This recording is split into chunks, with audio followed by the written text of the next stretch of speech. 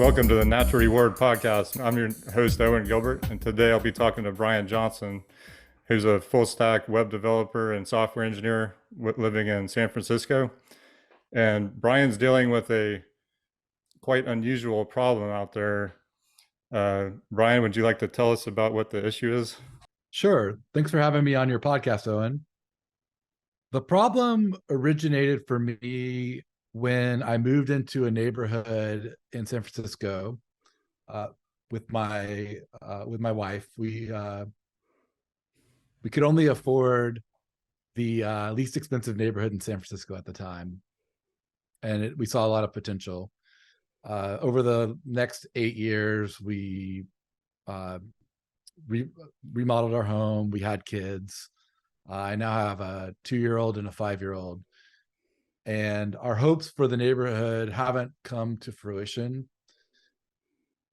And this neighborhood historically suffers from a number of equity issues.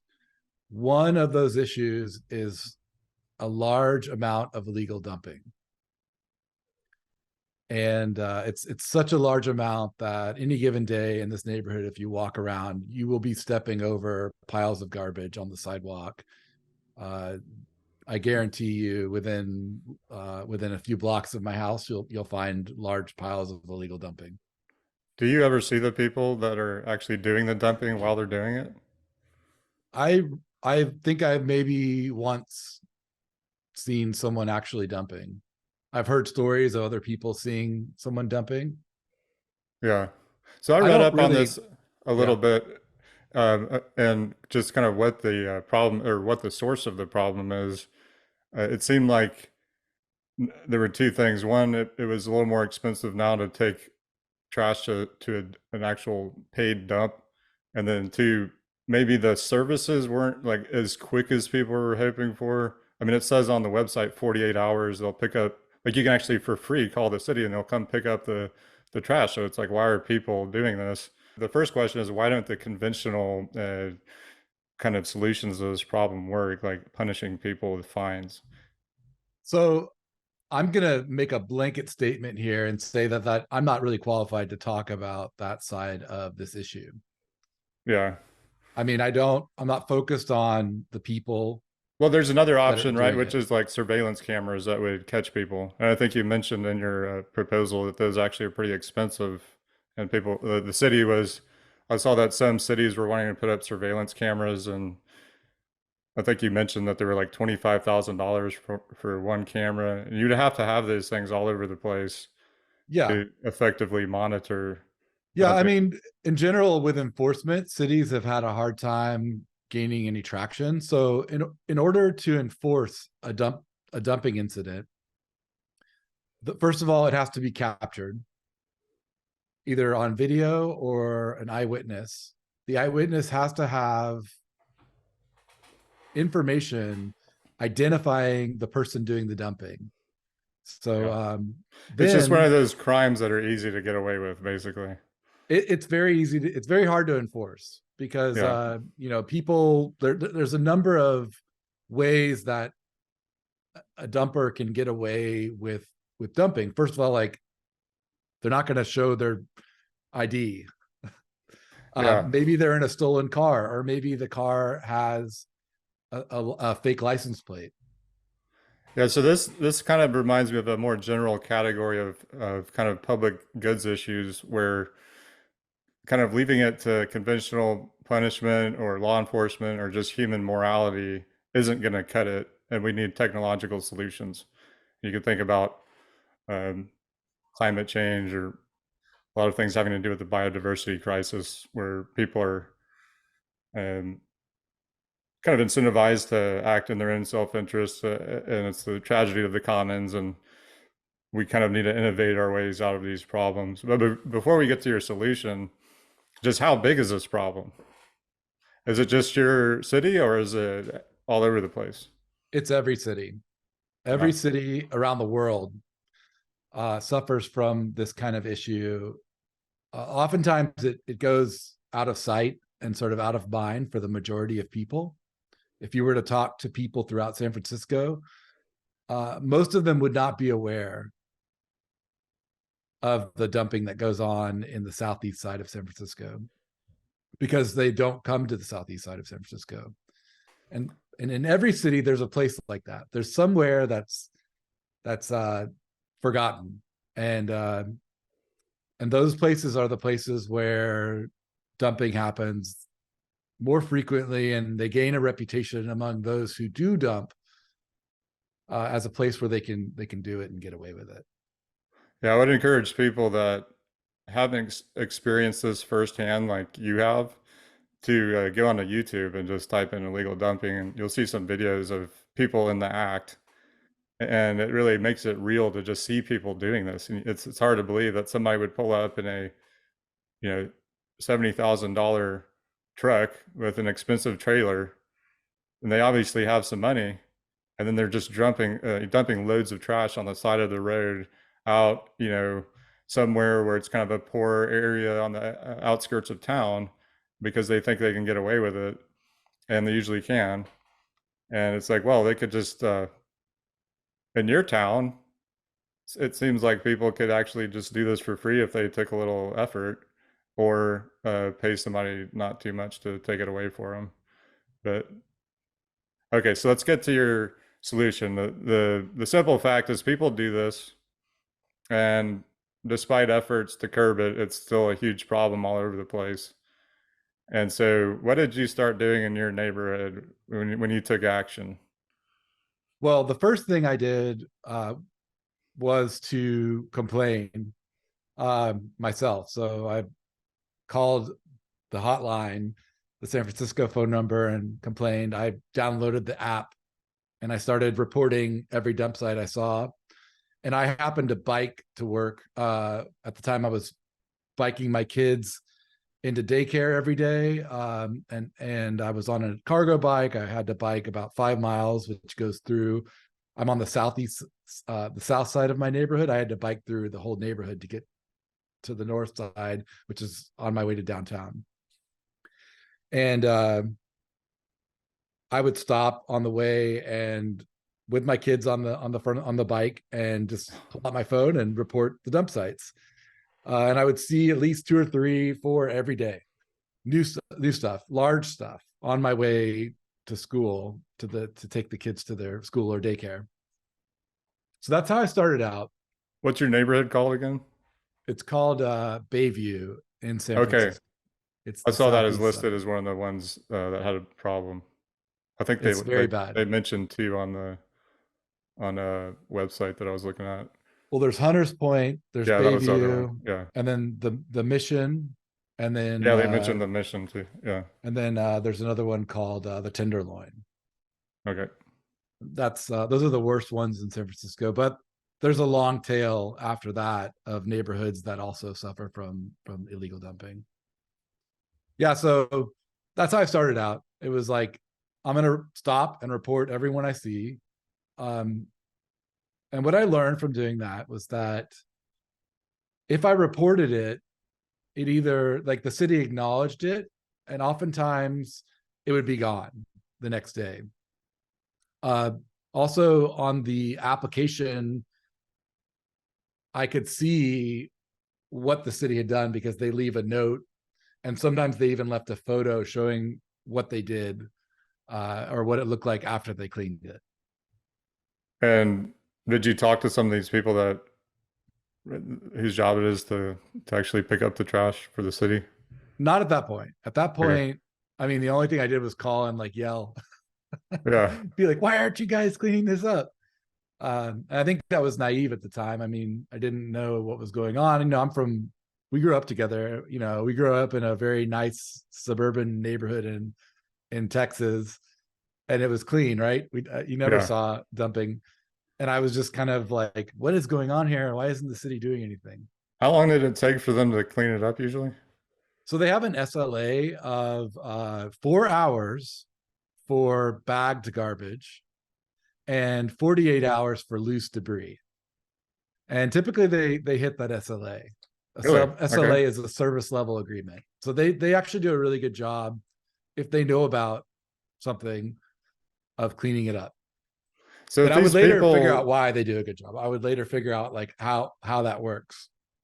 But it's just amazing to me that people could call this hotline for free or go to the app and say, I want you to pick up my trash, and they would come within 48 hours, and people still dump.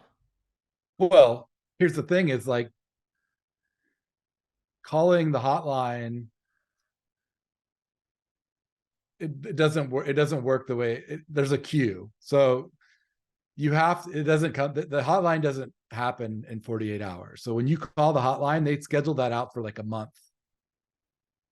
Oh, You have to wait until your time slot. And but for the stuff you were reporting, they came faster. yeah, so that's stuff that's left in the public right of way. That's left out. Yeah, they come. So that's something that's left Oh, I see. on the sidewalk or in the street. That's what it is. So like a landlord evicts a tenant and doesn't want to wait a month to get rid of all the furniture. So, he wants a new tenant in there, so he just takes it to the street. And if somebody says something, he just says, "Screw you, I man! mean, I need my money or whatever." they're not going to pick. I mean, they're not picking up. There's no policy that they'll pick up people's garbage for free. Yeah, Um, so otherwise that landlord would have to maybe pay somebody to come get it the same day, right? There's probably some yeah, services. there's a service for single family homes that allows you to have 2 pickups a year from Recology, which is the company that services the garbage bins. They will pick up large bulky items twice a year, but you have to schedule that ahead of time.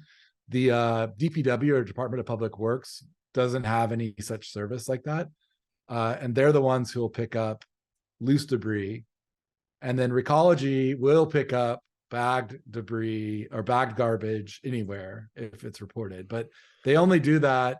They don't do that. Um, that is not something that they expect to do often. They do that as more of a consolation or a way to help keep the streets cleaner. It's not like a service that's offered, which I think is one of the roots of the problem, is an education issue. Um, people, a lot of people don't understand the cost of dumping, and they don't understand what's available and what they should do. And Yeah. so, like for instance, like anytime you buy something, you should know that you have to pay to throw it away. But a lot of people find that shocking.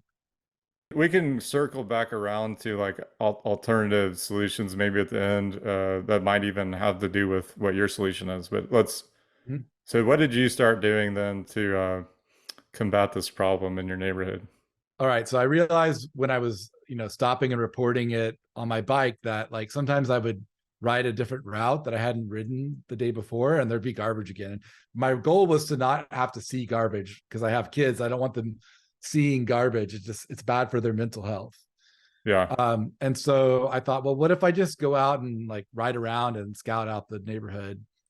But that I'm a software engineer, and like I did that for about a week, but it goes against everything I believe in about software to go out and manually do that for very long.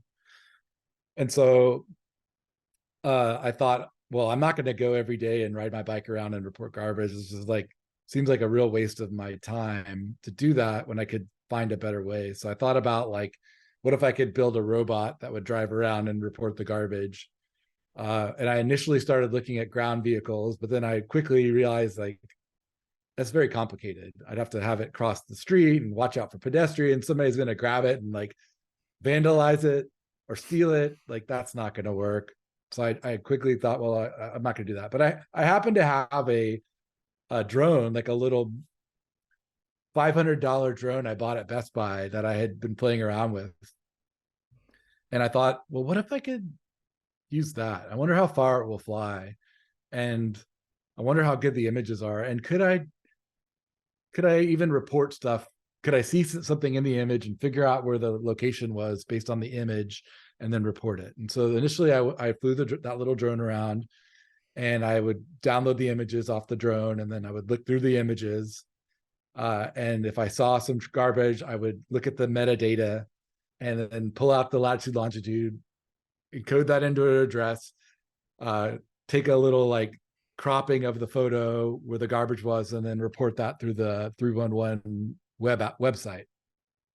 So in this first uh, implementation of your scheme, you were having to do a lot of work still. Now you weren't having to ride your bike around. The Mhm. drone was doing that legwork for you, but you still were having to look at all the images and pick Yeah. out the trash yourself. But it made it easier for you, so that increased your efficiency a little bit. Uh, Well, what looking I through saw those. was that I could look at the image and look and identify the garbage myself, Yeah. and I could get the location of the garbage. How long So did it that take was you kind of, to like say cover your neighborhood, like looking through all the photos in a with day? that one, I couldn't, the range on that drone wasn't far enough. I could only go like maybe 2 or 3 blocks in any direction.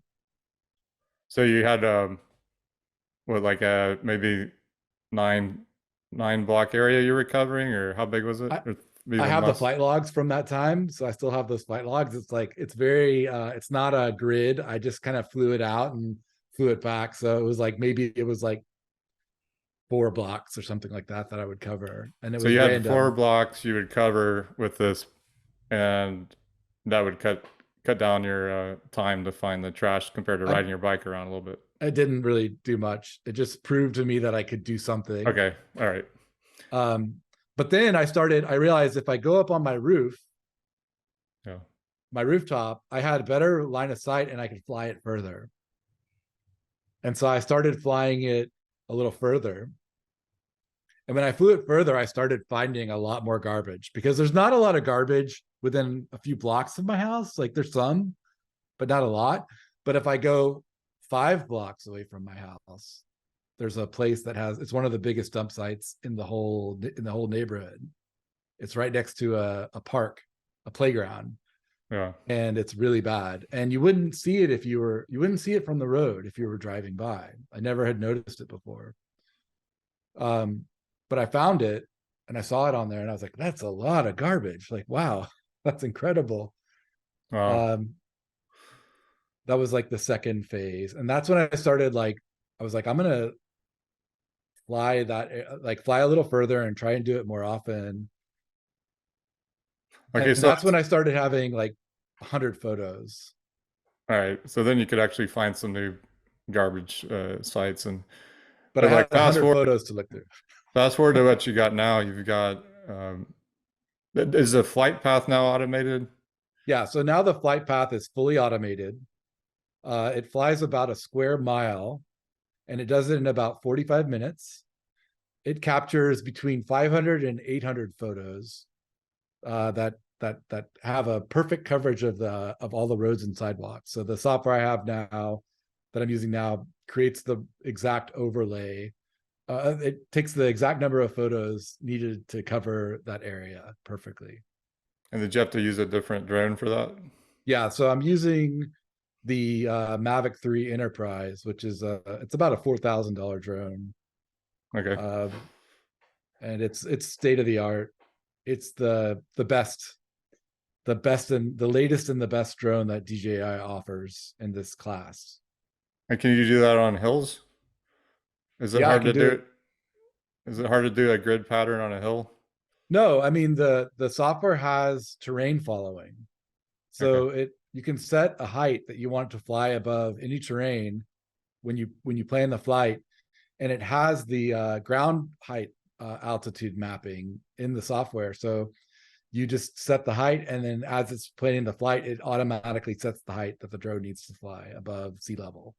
That's really cool. And then the other part of this is getting the software to automatically recognize the garbage heaps, right? Yeah, And that's like your biggest technical challenge, probably, right? yeah, I would say that was the Or one of that the was biggest ones. that was one of the biggest ones. Well, Um, and yeah, you also have to integrate this to the actual like reporting system. yeah, The that was relatively straightforward. I mean, that was more of a procedural hurdle of like getting access to the 311 production API. yeah, that was I but had you to had a go through personal some hoops. connection or something. Well, Yeah. I had to like I created a bit of a campaign, an email campaign in my neighborhood, and had over 100 people send emails to the mayor, the supervisor, the head of DPW. And I also had 12 neighborhood groups draft letters and sign them on their letterhead to the city leadership, asking them to adopt my program. And through that, I got connected with the head of DPW, who reached out to me and was like, "Hey, I'm hearing so much about this. We have to talk." She brought me over to 311 and introduced me to the director of IT at 311, who then started the process with me to get production API access. So then what was the next step after that? I mean, you integrated it to the system, right? Where they can get your reports automatically from the Yeah, so drones. I mean, there were a lot of next steps and things were moving in parallel. But if we go back to like the AI model, when I was flying the little uh, Best Buy, the drone I got at Best Buy, I started realizing that even with 100 images, it was too much to look through. And I thought, well, I wonder if I could train an AI model. So I took about 2 weeks and I collected as many images of dump sites as I could. So I just flew directly to where the dump sites were, where I knew they were. I collected images at about 100 to 200 feet in altitude. And then I hand labeled uh, about like less than 100 images of dump sites. And I started working on training an AI model to detect the dump sites. Now, that's actually, I skipped the fact that I actually tried to download a model that could do that for me already, but I couldn't. So I had searched the internet, scouring the internet, trying to find something that would do what I wanted. And I found several models that could detect individual pieces of garbage, but there wasn't a good model that could detect an entire pile of garbage. So I ended up Now, creating what my about own. but before the AI? Like, how good were you at just?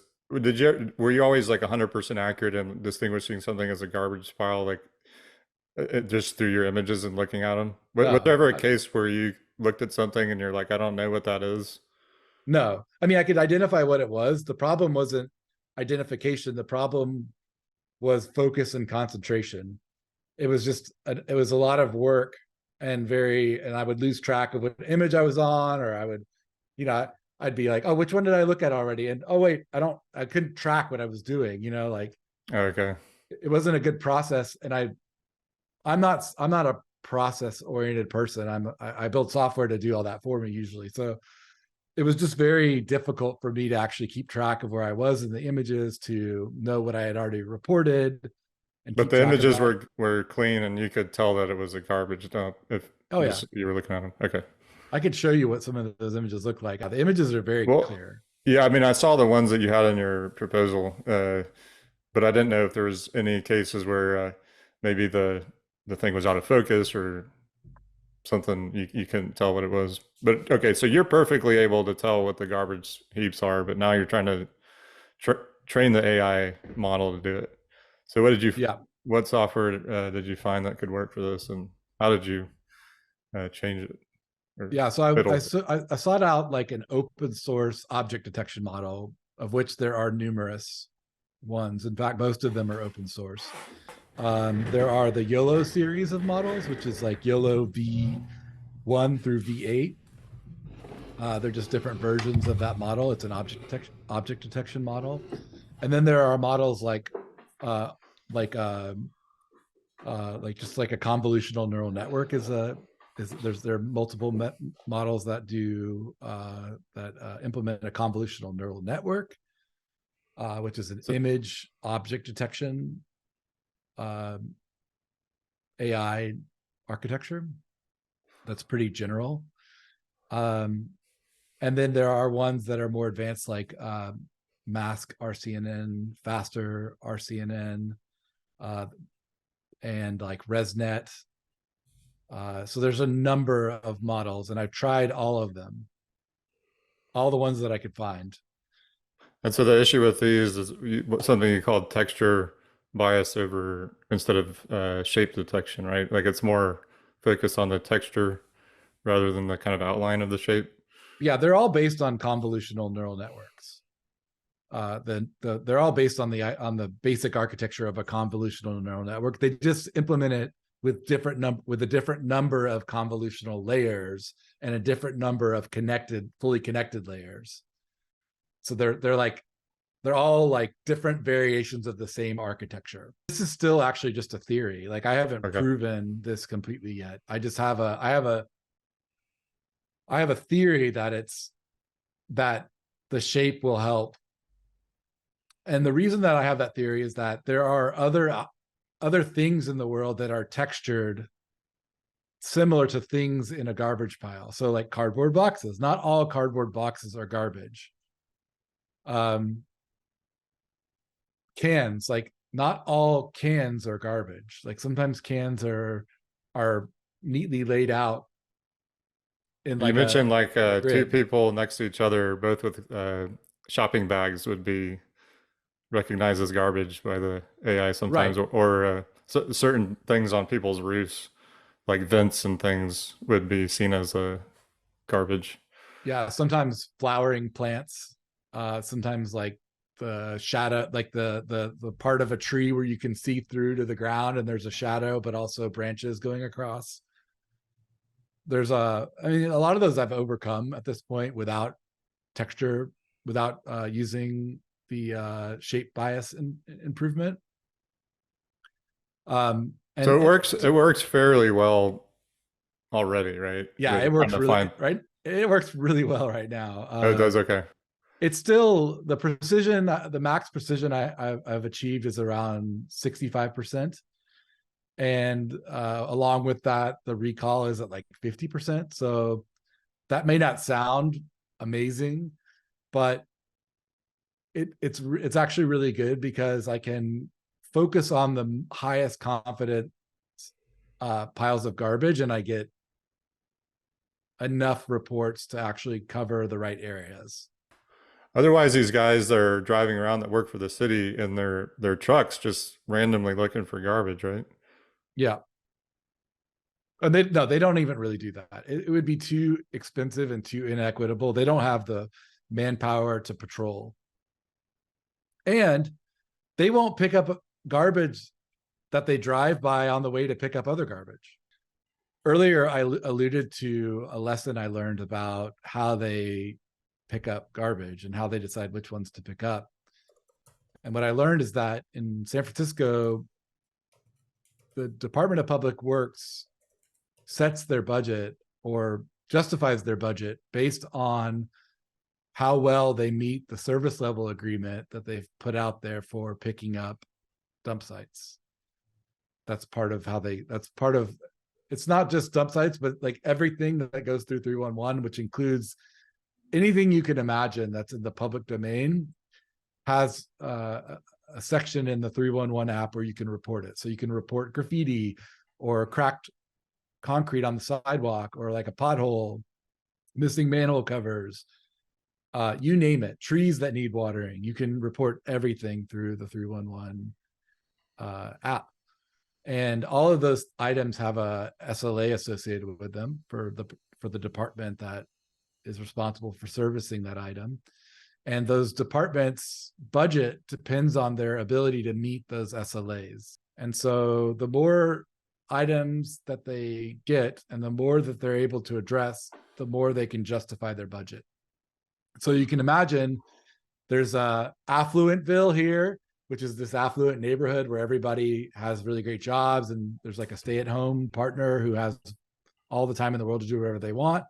And then working class neighborhood where both partners work and they don't have a lot of free time. And the reporting in the affluent neighborhood is going to be a lot more frequent, and it typically will be a lot more frequent. And so they're going to report every day, and the working class neighborhood, oftentimes things won't be reported for several days. But not only that, but like because the reports happen so frequently in other neighborhoods and the capacity of the department is limited each day, they oftentimes won't even be able to get to the ones in the working class neighborhood in that day because until like much late, like it takes them a lot longer to get there. Yeah. Okay. So You can share your screen now. You can Okay. also do a whiteboard if you want. So what you see here is an actual output. It's an output from the AI, and it's detecting all these different little things, like this piece of cardboard here, this bit of garbage here on the side, this one here, this one here. But you see, it's not detecting these things here, right? It's not drawing a box around them, around some of these other items. And so that's a lot of that is what accounts for the recall not being that great. It's detecting, for something like this, the confidence is like 90% for this pile here. The model's confidence is very high. And so it detects anything that's like this. And it does a really good job. Now, how much It's did you have to alter the software to get this level of detectability for your garbage heaps? So you don't really alter this. I didn't alter the software at all. Okay. With AI, You it's trained about it, the data. I had to create a completely new data set from scratch that doesn't exist anywhere else. right? And then you quote unquote train it by telling it which ones are actually garbage and it kind of learns. I mean, how do you do that exactly? Right. So if you look here on this image, there are these boxes. These are actually like movable boxes. See that? Yeah. And you're looking at right now sort of the detection side of things. But if I were to show you, also have the ability to add any detection, any photo I take to my data set. And so here I could say, well, this looks like some good data that I should have as part of my data set. And I've added buttons into my UI where I can add it into my data set, and then I can go in and adjust this box for inclusion in my data set. And so now I'm going to adjust that. There's another one over here. It looks fine. I'm going to look for anything else that it might have missed. And then when I'm satisfied, I'm going to click this button, and that is going to get added to my data set. So now that has been added to my data set. So this is a tool I built into my platform. And when I'm ready, when I've collected enough of those, I can go up here and click this little button at the top, this little beaker. And now that compiles every single item that I've ever added to that data set, including this new one. And at that point, I have a manifest file, or a file that describes all of the bounding boxes and all of the image, and has a link to the hosted location of that image, of all of the images. Hey, Brian, can you just scroll through some of your images of garbage for people Yeah. that haven't really seen this? Yeah. So yeah, you can see here some of the images of garbage. These are ones that were collected over the last couple Wait, hold months on, I guess though. I mean, it's amazing that these things are just right in the middle of the street or right next to cars. on the Uh, sidewalk. Look at this one. I mean, a lot of people just have never experienced this sort of thing. I mean, I've seen it like very rarely around Austin, but it's pretty clean here. Yeah, so look at this one. And So look at all that stuff. yeah, There's just like all kinds of things in here. Yeah, but so like but there could be more even around here than I'm aware of, like off in little there is. side I know where it locations. is in Austin because my dad does property management, and he managed some properties in an area that looks like this. Hmm. It exists in every city. It's just we don't know about it. San Francisco has the unique quality where in the neighborhood I live in, houses are very expensive.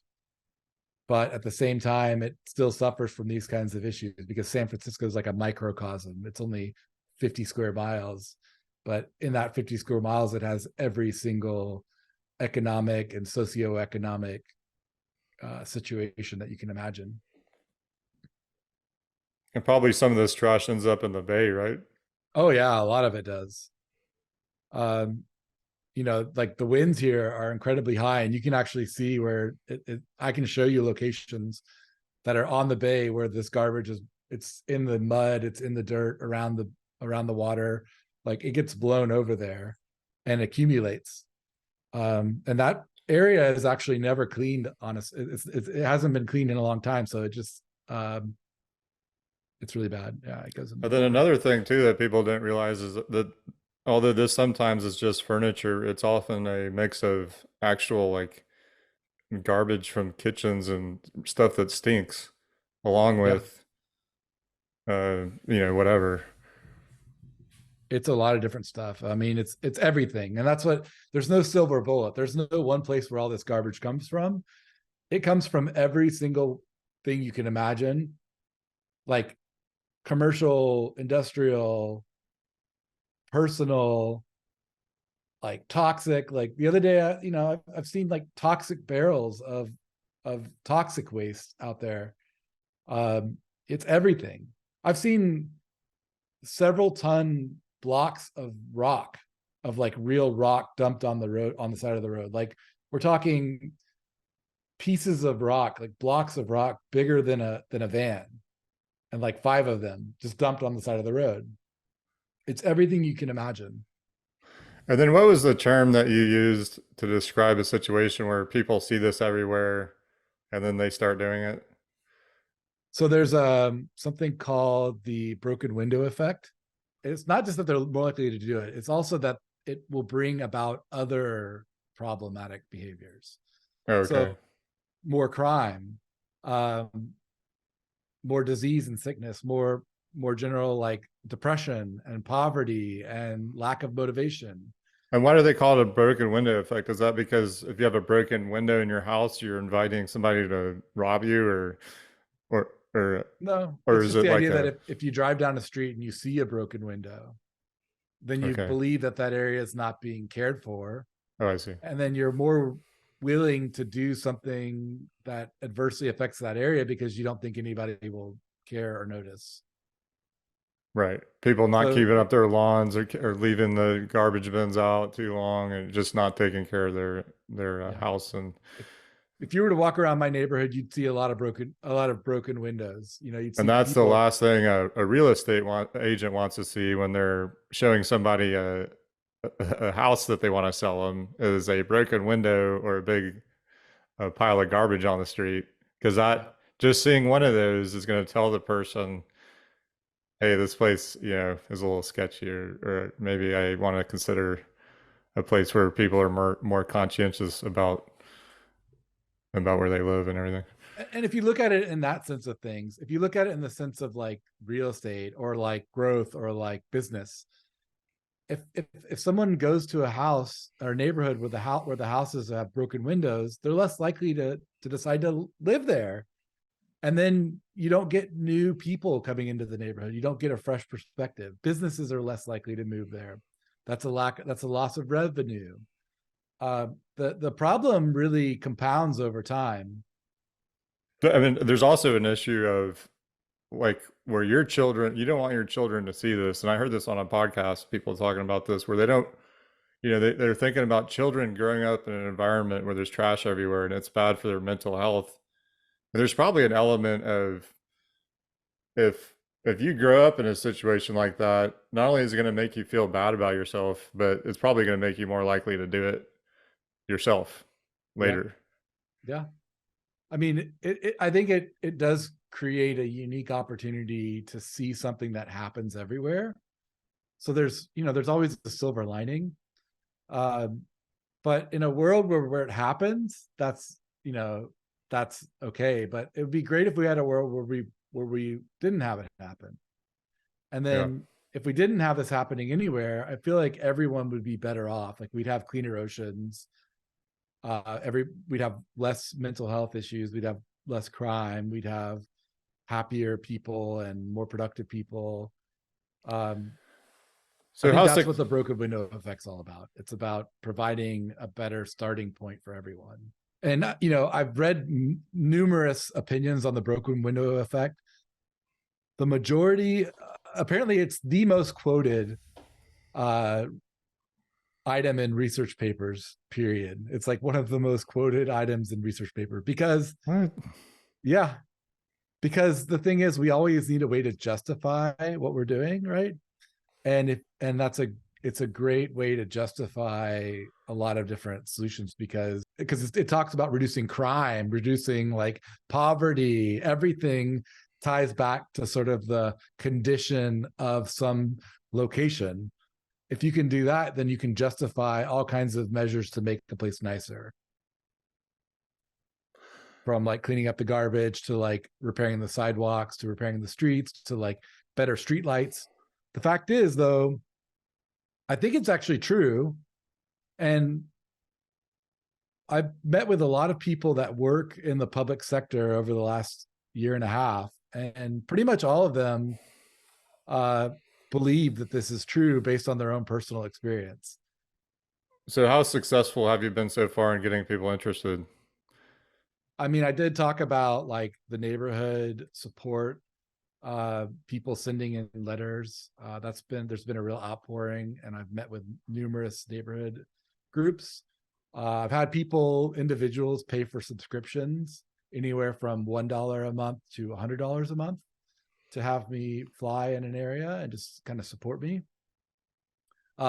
Overall, that wasn't a huge revenue driver. It was maxed out at about $350 a month.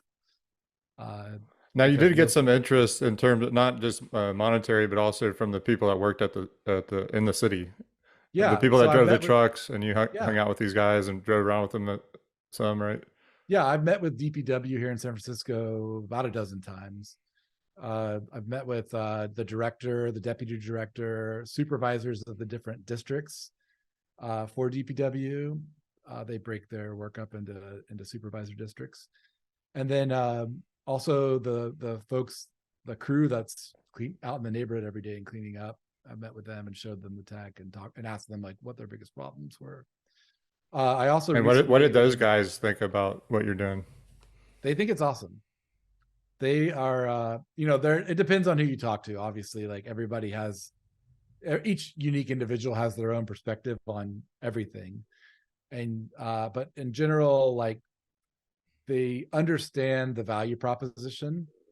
They realize that not all dumping is reported.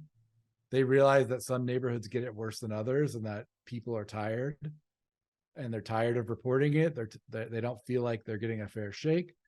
And the crews also have a very deep vested interest in cleaning up these neighborhoods because they live in these neighborhoods. Yeah, and the more they clean them up, probably the less people will want to dump. I mean, if the Yeah. broken window effect is true, right? Yeah, it takes time, but yeah, over time, if a neighborhood's clean, then imagine that person coming in, they hear, oh, you can dump here, and they come here and it's spick and span, it's clean. They're less likely to feel comfortable dumping. And someone living in that neighborhood is more likely to say something to them if they do dump, Yeah, right? Because they feel a little bit of pride in their neighborhood. Like, hey, this has been clean for like a year and now you're coming here to dump. No, don't do that here. yeah. But what you hear from people right now is like, I've seen people throw garbage out their window, and I've confronted people like that. That's minor. It's like littering, but I've confronted them, and their justification is always like, well, look around, look Right. around. And if they can't say that, if that's their first justification, and you can take that away from as a justification, what are they going to go to next? Well, then you can tackle that next. And so I think that like there's people do use rationalization, and they do rely on it. And if it's not there, it's much more difficult to do something and still believe in yourself and believe you're a good person, which I think a lot of these people still believe they're good people, even though they're dumping. They feel justified. Have you ever caught anybody on one of your drone photos dumping? I mean, Or not it's caught hard. them, but just seen somebody like pulling up the dump site with a truck full of garbage? Well, I don't see any motion. So all I would see is a truck near a dump site. I don't even know if it's moving or not, because the uh I'm capturing photos at 1/1200th of a second. That's the exposure time. So I'm snapping Yeah, a so one. The drone's traveling at like 40 miles per hour, and it's in order to like get a clean image, it needs to capture a very quick snapshot. And so there's no motion. You can't really tell if the car stopped or driving by. if somebody's there at the dump site with a shovel, you don't know if they're cleaning up the garbage or throwing it on the pile because there's just no motion. So Yeah, I I can't. was contemplating like, you get the system to work, and you're getting data on where the garbage piles are appearing every day. Then you could have some kind of predictive model of like where's it going to be the next dump site, Yeah, and then you could have a stationary drone that goes to that site and sits there and waits for the person to come, and then records their license plate. and the thing is, the city has cameras. They have license plate Yeah. cameras, but they don't know where to put them. And when they put them somewhere, and this is one of the things I'm talking to the cities about dealing with, then the dumping moves and they don't know where it is anymore. And so, like Well, in that's why the Alameda, drone thing would work better because it would be mobile. yeah, and there are drones that could do that, where you could have them basically mounted on a rooftop in a self-charging station that allows it to launch at any given time, and you can send it a signal. Hey, there's dumping that's probably going to happen here at this time. Go there, fly, hover 400 feet in the air, zoom your camera in, and scan around for dumping activity. Do you think it would be better to let the person dump and record their license plate, or have the drone fly down to them and be like, "Do not dump"? I don't think enforcement. I think enforcement is probably the area to get the least traction. And I think a lot of departments agree that the source of dumping is so diverse and so widespread, and you can't I mean, sometimes it's a family that can't even afford the fine. Right. Sometimes the people don't understand the laws. Like, and it could be a new person every week. There's 800,000 people in San Francisco. I mean, and at any moment, someone could choose to start dumping for economic reasons that they never had before in their life, and all of a sudden they're faced with them and they have to do it. So enforcement, unless you can really be like Switzerland and enforce it against everyone equally, it's a very hard line to toe. It's a very hard problem to solve from that direction. But discouragement through education, like you need enforcement. Don't get me wrong, and that'll always happen. But I think it's better as a collaboration between uh, a data provider like Airbits, like my company, and law enforcement to like provide good data to them to say like, here's the ground truth of where all the dumping's happening across the Okay, city. so I mean, but I still think like enforcement, even okay, if your argument is right that these people are underprivileged, or they're not going to pay the fine, or it's hard to get them to pay it, you could have the drone record their license plate, and then you could send them like something, It's not that easy. anything. No? It's just not it's there are so many reasons, like for instance, there are privacy issues. Um, there are regulations that are in place in most major cities that prevent that kind of activity. Yeah. It just gets, from my perspective, if we're talking about what I'm trying to do, Yeah. it's just not worth. It's not something I should focus on. And really, Oh I yeah, would no, I'm probably, not saying you should do it. I'm just yeah, contemplating a future thing. But that is a little creepy, having drones flying around like yeah, actually following people, or trying to enforce something.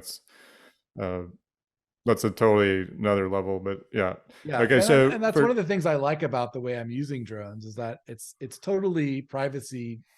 It's privacy free. It's sort of like it protects privacy quite a bit. Like I can't yeah. identify people. I can't identify vehicles. I I mean, it's masked not, out but drones. although it's not that different than having a stationary camera that's recording license plates and everything. So it's just that, Oh, it's a lot different. It's a lot different. well, it's different in that it would be more Perspective, the difficult to, resolution. You can't. You can't see a license plate. And even if you could see one, you can't read it. well, the drone would have to fly down, right? Well, like that would be a different operation. So like, and it would be very difficult to do that. Yeah. Like Okay, I would so have, that, yeah, I think going that route just presents a lot more trouble than it's worth. yeah, you're opening the door for hunter killers and Skynet too. I mean, it's not even that. It's just the operational difficulty increases exponentially. Like what I'm Yeah. doing is easy. Yeah. I Yeah. go up on a roof, I push a button, the drone flies around for 35 minutes, comes back with 500 photos, still shots of the streets. I run them through a little pipeline, it finds all the garbage, and I report it. I mean, it Well, takes me an hour to do that. importantly, even if you had a better means of enforcement, it would still probably not be that great, and people would still do this. That we're going to still need your solution. Okay, so Yeah. what cities are interested in funding this? I mean, I've gotten interest from cities all over the state. Uh, every city I've talked to is interested. Uh, and it's just a matter of like timing, budget, and there's a process. So I've talked to cities all over the Bay Area, San Jose, Oakland, San Francisco. I've talked to cities around LA. Um, I've had I've had people from Memphis, Tennessee reach out to me. I've talked to people in Dallas. Um, this is a problem everywhere, and most cities are interested. And but there's work to do.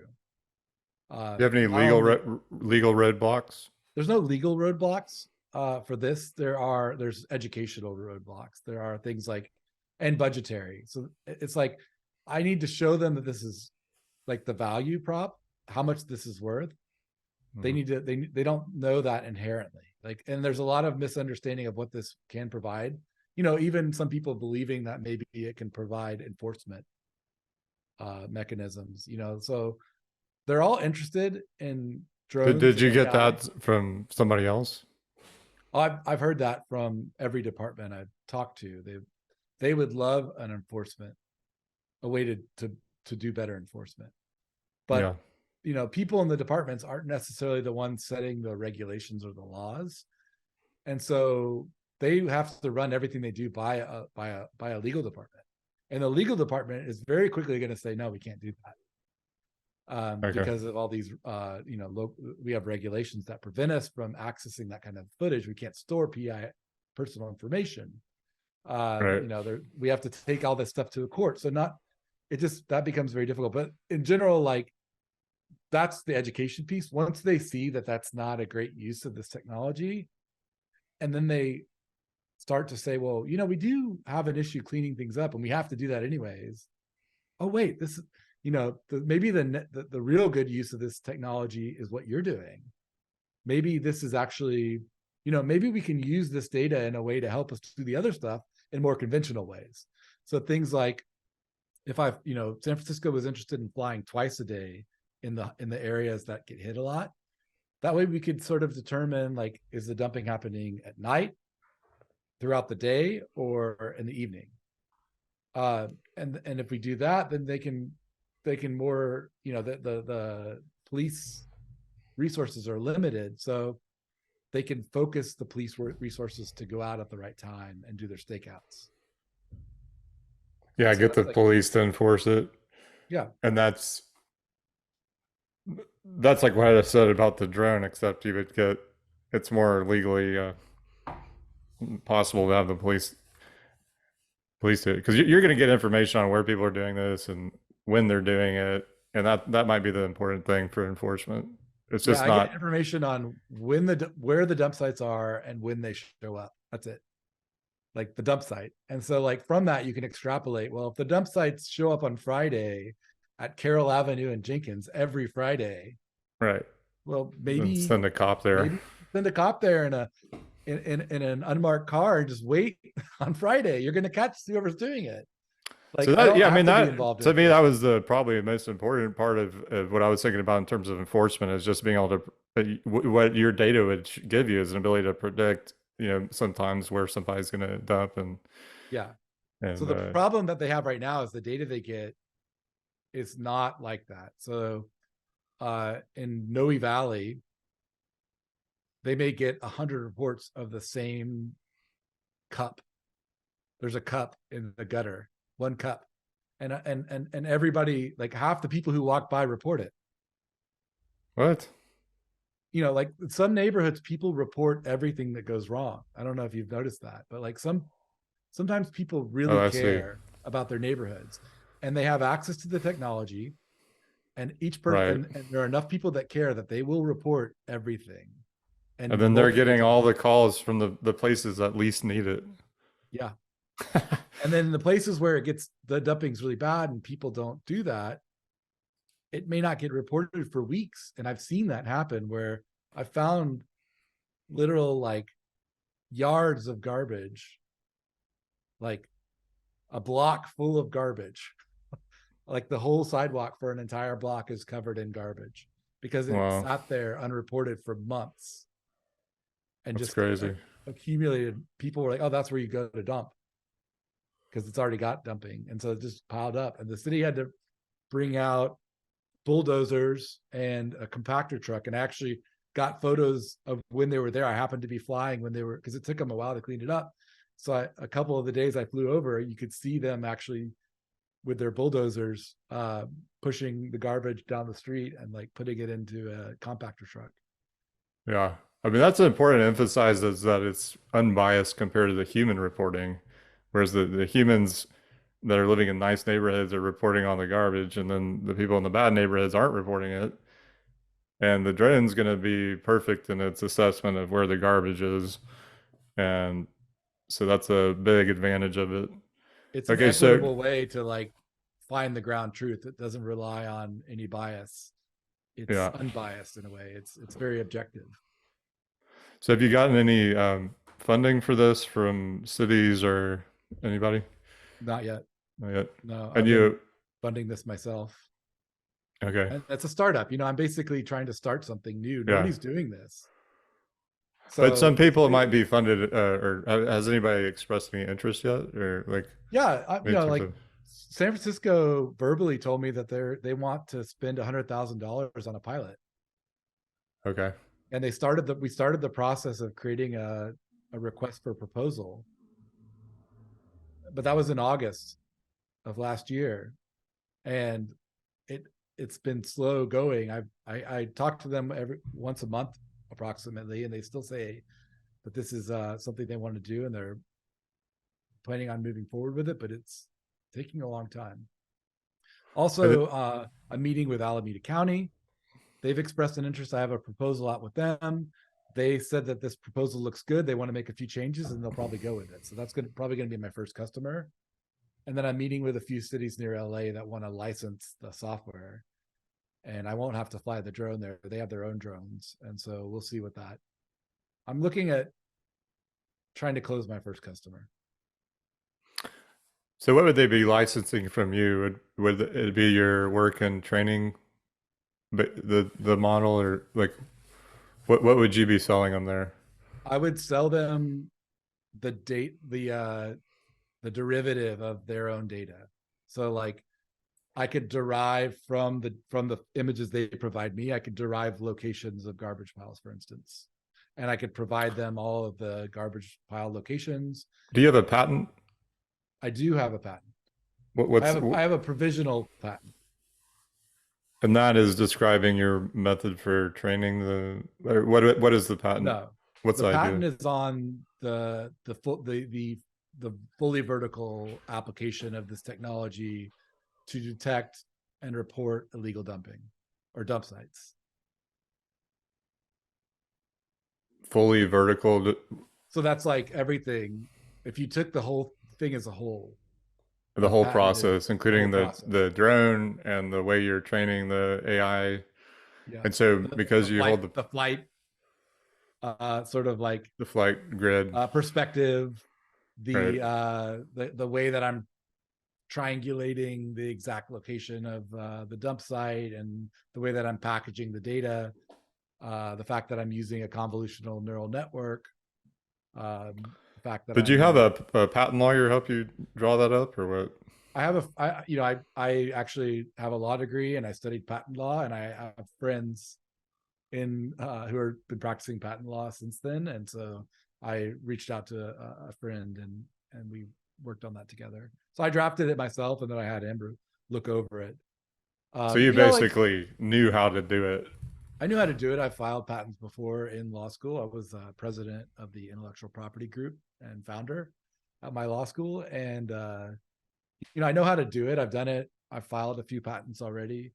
But patents, it's really, for me, it's more of a defense mechanism than it is something I'm going to reach out and like sue anyone.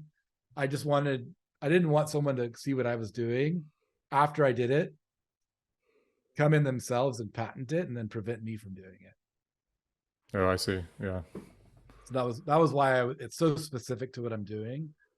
Now, for instance, if I did do this, I have proposed a research project, which you've read my proposal, and I proposed it to the National Science Foundation to use a technique that's been used before for object detection and removing texture bias. But I'd be applying it to dump sites, which are unique in that they're varied in their shape. If I do that work, I will probably patent that as well, even though I'll be like granting a license to some of it. But I want to be able to. I don't want someone to take that either. Well, to go back to what you said about the patent being a defensive mechanism, it seems like to me, though, it's also important for letting you get funding. I mean, it would be partially based on the patent that a city would pay you to do this, right? Because you're the patent holder. No, I No, mean, I think you I don't think think so? there's. I don't think so. I think that like there are so many ways to tackle this problem. It'd be difficult for me to patent all of them. There are different models that could be used. They could, there's a way around that. This patents Okay, is so here's probably another close. question on that, which is that one argument for patents is that they encourage people to share their ideas, um, because otherwise the only way to protect yourself if you're trying to get a profit off it is to be secret until you have it like perfectly developed, until you get it to the point where it's something you can market. Now, I think that's if it's easily replicable. I mean, yeah. but if you think about my journey of getting here, it took me. My model's still not perfect. It's still not. It still needs work, and it took me a year of pretty much every day, you know, iteratively improving this model to get here. Not saying that Google or someone else couldn't come and do that as well. It's just I think that sometimes you find a niche or a place where who wants to do garbage and who wants to apply machine vision models to it. Um, it So may you're be that, you're basically not worried about somebody doing this, I mean, also being a they competitor. could do it, but like I just think that they're gonna have to be very similar to me, and they're gonna have to be a very lean company. I don't think the profit margins in this are going to be huge. And they're going to have to really focus on garbage when they could focus on so many other things. I just, sometimes you find something that people just don't want to work on, you know? What if what if your kind of like arch nemesis came out of the woodwork and started doing this? I mean, somebody that's like just like you that was kind of was annoying and just doing this also, and you're like after a little while you're like, hey man, this is my I mean, this is my piece of turf. at least I've filed the patent that shows that when I had the idea and when I created the first version of it, Yeah. if I need to like defend my right to do it, I can do that. But I'm hoping that I can actually be competitive, and I want to actually solve the problem. I want to be the best solution. You Right. know, You're not like worried because Amazon you're patented confident the. you'll be the best. You Well, don't that's what I think want to be. somebody's going to be better than you. And I think that's a pretty safe assumption because you know how to do this stuff and you're passionate about it and very creative. I mean, I've known you for a long time, and I mean, I've never seen somebody build. You were like a master level Legos, which is you're like the grandmaster of Legos, which to me, in addition to everything else you've done, you're like very high in general intelligence. You're highly educated, and you want to do this. And like, how many people Yeah. are gonna beat you? How I many mean, you're people just not, you're happen to not worried live? about it. Like, think about this. How many people live in this? This is the number one most dumped on neighborhood in San Francisco. How many people live in this neighborhood who match that criteria? I mean, I'm fascinated with AI, and I have been my whole life pretty much. I love drones and remote control vehicles.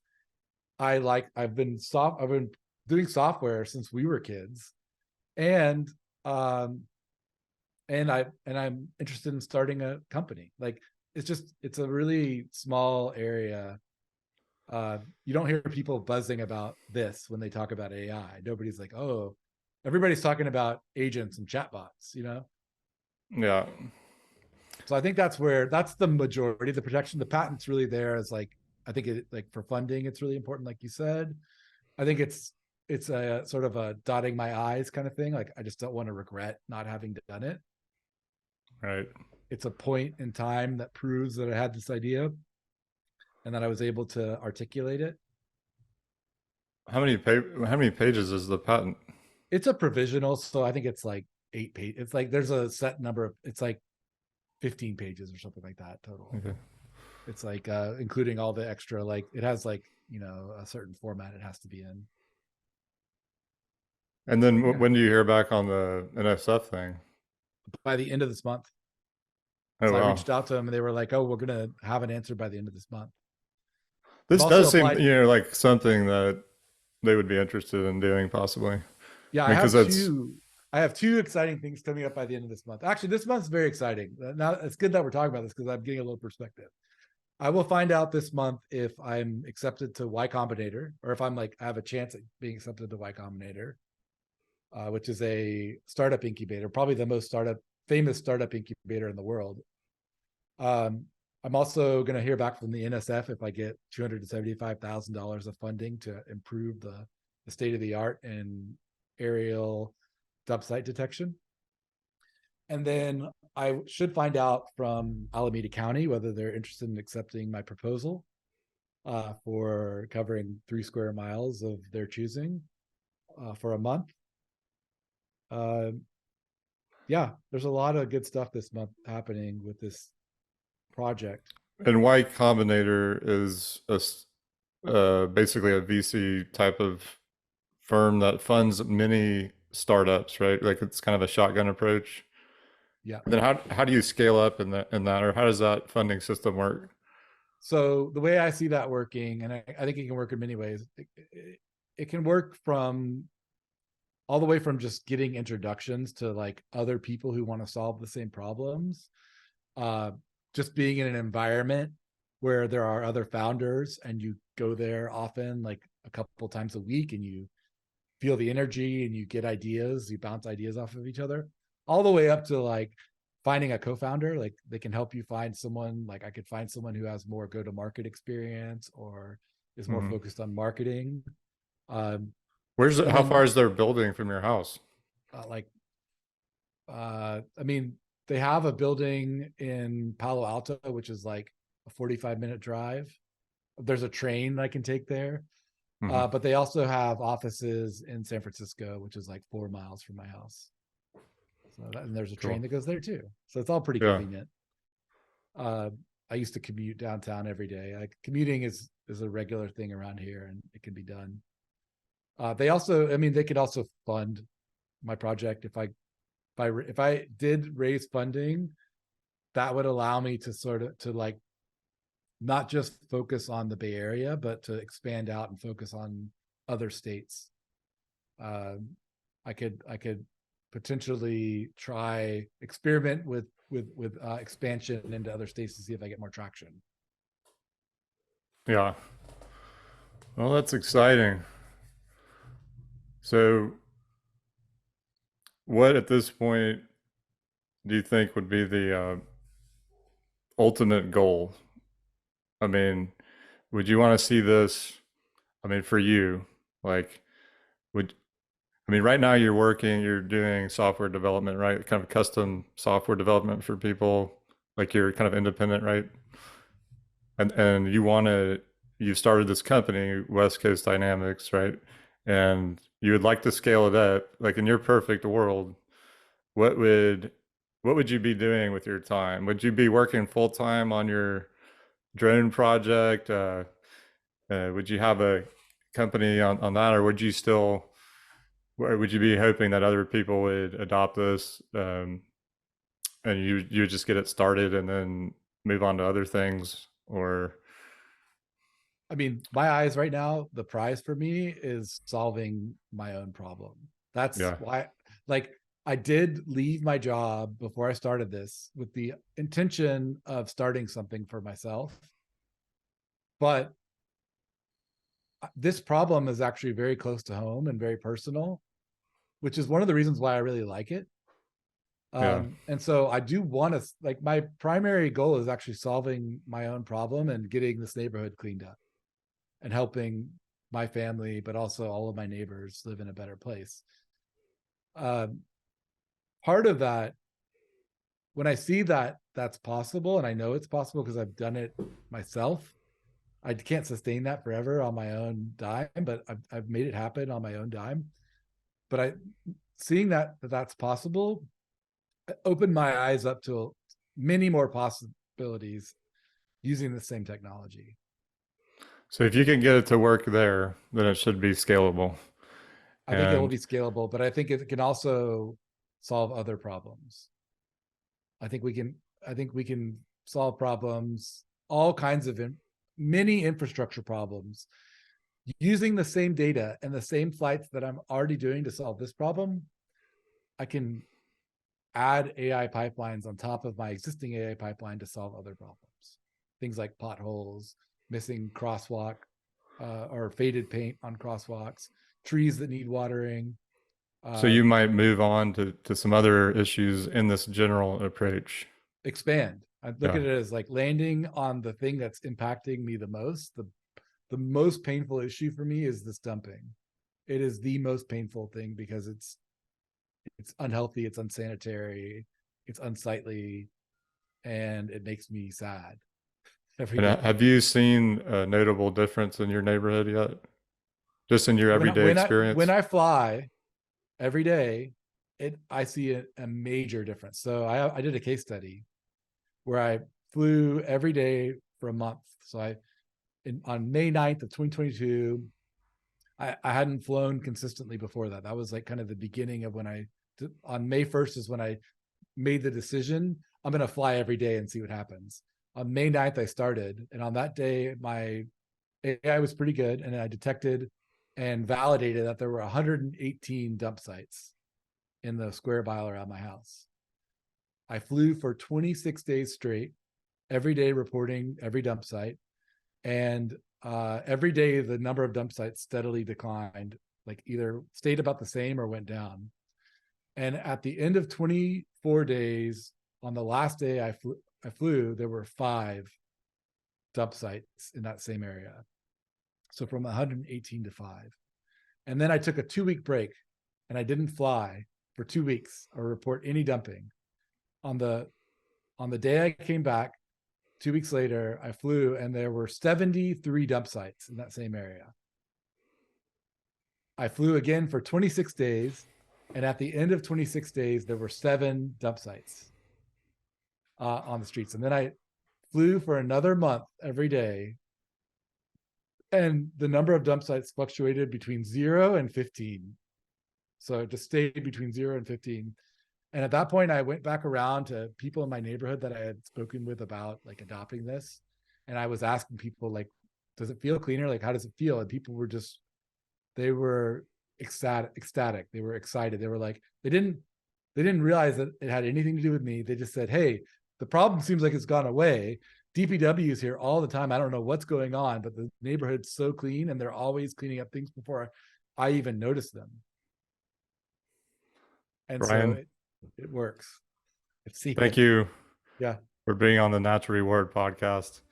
I think what you're doing is amazing, and I wish you the best of luck. And hopefully, we can talk and review how your progress has gone at some point in the future. Thanks, Owen.